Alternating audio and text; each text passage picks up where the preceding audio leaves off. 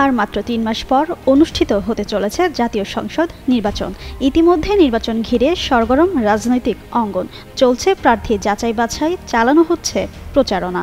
সম্প্রতি বিএনপি প্রাথমিকভাবে ২৩৭টি আসনের প্রার্থী তালিকা প্রকাশ করেছে। আর বাংলাদেশে জামায়াতে ইসলামী প্রায় বছরখানেক আগেই প্রাথমিকভাবে সব আসনের প্রার্থী ঘোষণা করে। এতে ৮০% আসনে নতুন প্রার্থীসহ তরুণদের প্রাধান্য দেয় জামায়াত, যা চমকপ্রদ হিসেবে দেখছেন বিশ্লেষকেরা। দলীয় সূত্র বলছে, তবে এইসব প্রার্থী চূড়ান্ত নয় বলে দলটির পক্ষ থেকে আগেই জানানো হয়েছিল। সেই অনুযায়ী এবার আরও চমক নিয়ে প্রার্থী তালিকা চূড়ান্ত করতে যাচ্ছে জামায়াত। এতে বিভিন্ন ধর্মের প্রতিনিধি, সাংবাদিক, আলেম, পেশাজীবী, নারী ও ছাত্র নেতৃত্ব থেকে তরুণদের স্থান দেওয়া হতে পারে বলে জানা গেছে। নির্বাচন কমিশন থেকে তফসিল ঘোষণার আগে তথা ডিসেম্বরের প্রথম দিকে এ প্রার্থী তালিকা চূড়ান্ত হওয়ার কথা রয়েছে।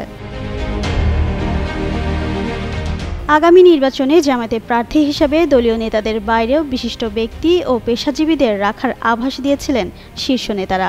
গত ৪ নভেম্বর ওমরাহ পালন শেষে প্রেস ব্রিফিংয়ে জামায়াতের আমির ডক্টর শফিকুর রহমান জানিয়েছিলেন, ১ বছর আগে প্রার্থী তালিকা বিভিন্নভাবে আঞ্চলিক পর্যায়ে জানিয়ে দেওয়া হয়েছিল। চূড়ান্ত তালিকা সময়মতো কেন্দ্রের পক্ষ থেকে ঘোষণা করবেন।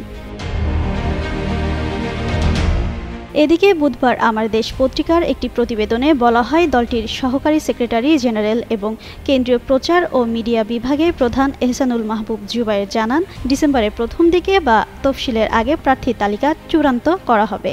এতে আগে ঘোষিত তালিকায় পরিবর্তন আসতে পারে। চূড়ান্ত তালিকায় হিন্দুসহ বিভিন্ন ধর্মের প্রতিনিধি থাকতে পারেন। একই সঙ্গে সাংবাদিকদের মধ্যে থেকেও প্রার্থী হতে পারেন। বিভিন্ন পেশাজীবী, এমনকি কয়েকজন নারীকেও প্রার্থী করার চেষ্টা চলছে। এছাড়া ছাত্র নেতৃত্ব, বিশেষ করে ৪ বিশ্ববিদ্যালয়ের ছাত্র সংসদে নির্বাচিতদের মধ্য থেকে কেউ কেউ প্রার্থী হতে পারেন বলেও আভাস পাওয়া গেছে। জামায়াতের প্রার্থী বাছাইয়ে কতখানি চমক অপেক্ষা করছে তা চূড়ান্ত তালিকা প্রকাশের পর জানা যাবে।